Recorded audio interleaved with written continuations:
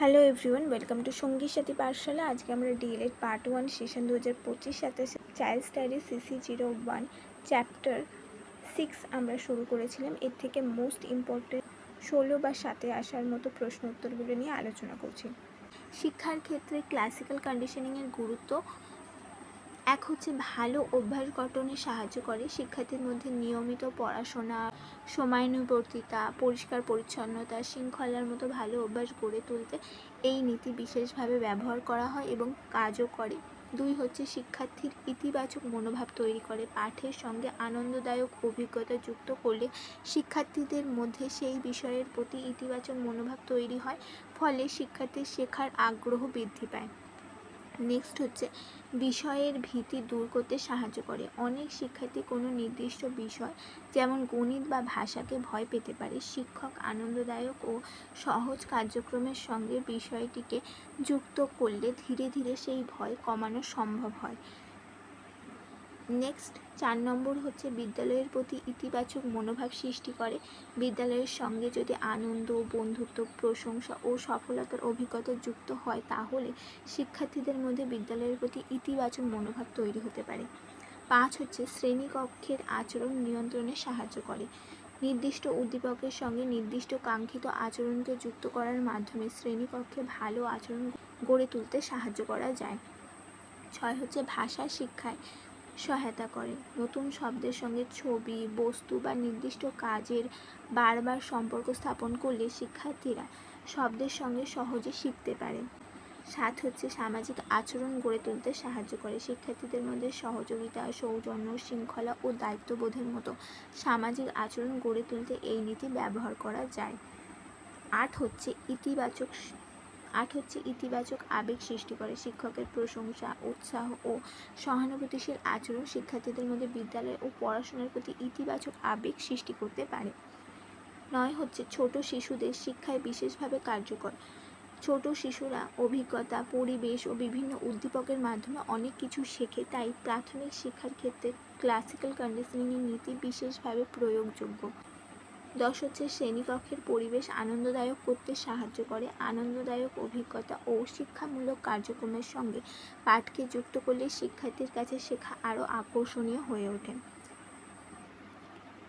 Next হচ্ছে শিক্ষকের জন্য কিভাবে এই নীতি প্রয়োগযোগ্য এবং প্রয়োগের দিকগুলি আমরা দেখে নেব।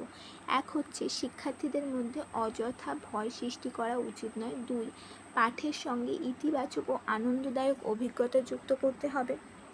3 শিক্ষার্থীর ভালো আচরণকে প্রশংসা করতে হবে। 4 কঠিন বিষয়কে সহজ ও পরিচিত উদাহরণের সঙ্গে যুক্ত করতে হবে। 5 হচ্ছে নিয়মিত অনুশীলনের সুযোগ দিতে হবে। 6 শিক্ষার্থীর আবেগ ও মানসিকতার অবস্থার প্রতি গুরুত্ব দিতে হবে। শ্রেণীকক্ষে বন্ধুত্বপূর্ণ ও নিরাপদ পরিবেশ তৈরি করতে হবে। নেক্সট হচ্ছে ক্লাসিক্যাল কন্ডিশনিং তত্ত্বের সীমাবদ্ধতা। 1 হচ্ছে মানুষের জটিল শিখন সম্পূর্ণভাবে ব্যাখ্যা করতে পারে না। মানুষ শুধু উদ্দীপক ও প্রতিক্রিয়ার সংযোগের মাধ্যমে শেখে না। মানুষ চিন্তা, বিচার, যুক্তি, সৃজনশীলতা, স্মৃতি ও শিখনের মধ্যে দিয়ে এই বিষয়গুলিও শিখনের ক্ষেত্রে সমানভাবে গুরুত্বপূর্ণ। 2 হচ্ছে প্রাণীর ওপর পরীক্ষার সীমাবদ্ধতা। প্যাভলভ প্রধানত পরীক্ষাটি কুকুরের ওপরেই পরিচালিত করেছে। প্রাণীর আচরণ ও মানসিক আচরণ সম্পূর্ণ এক নয়, তাই প্রাণীর পরীক্ষার ফল মানুষের ক্ষেত্রেও সরাসরি প্রয়োগ।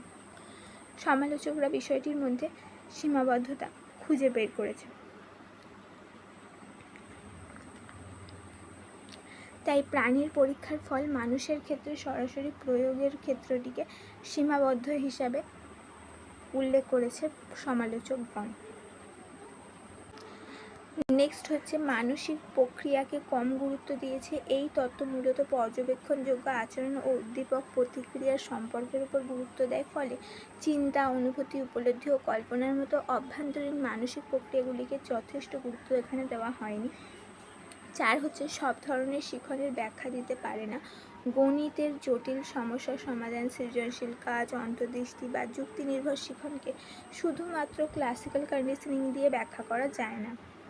5 হচ্ছে শিক্ষার্থীকে অতিরিক্ত নিষ্ক্রিয় হিসেবে দেখার প্রবণতা। এই তত্ত্বে উদ্দীপকের প্রভাবে প্রতিক্রিয়া তৈরির বিষয়টি বেশি গুরুত্ব পেয়েছে, কিন্তু শিক্ষার্থী নিজের চিন্তা করে অনুসন্ধান করে সিদ্ধান্ত নিয়ে শেখে, এই সক্রিয় দিকটি এখানে তুলনামূলকভাবে কম গুরুত্ব পেয়েছে।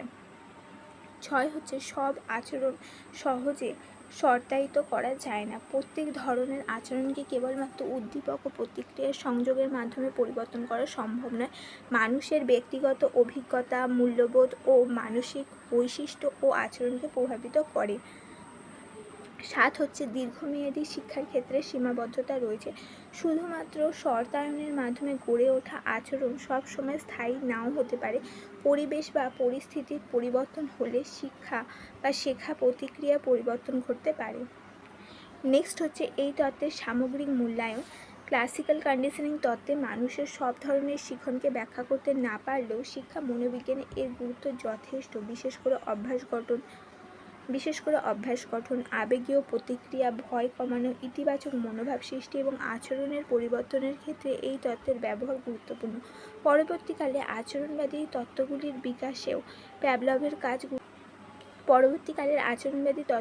বিকাশেও প্যাভলভের এই কাজ ও পরীক্ষা গুরুত্বপূর্ণ ভিত্তি তৈরি করেছে। উপসংহারে বলা যায় যে প্যাভলভের ক্লাসিক্যাল কন্ডিশনিং থিওরি অর্থাৎ প্রাচীন অনুবর্তন তত্ত্ব শিখন মনোবিজ্ঞানের একটি মৌলিক ও গুরুত্বপূর্ণ তত্ত্ব।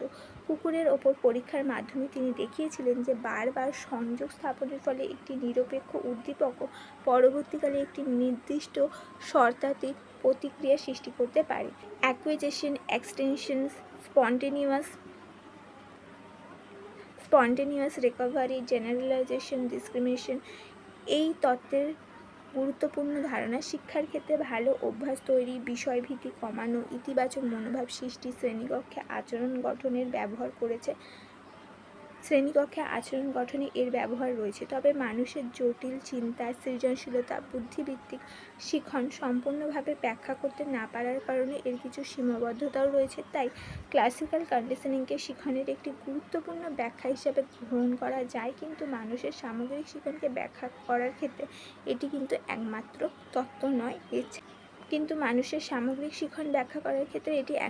তত্ত্ব হিসাবে উপযুক্ত নয়, তবে এর গুরুত্ব অনেক বেশি।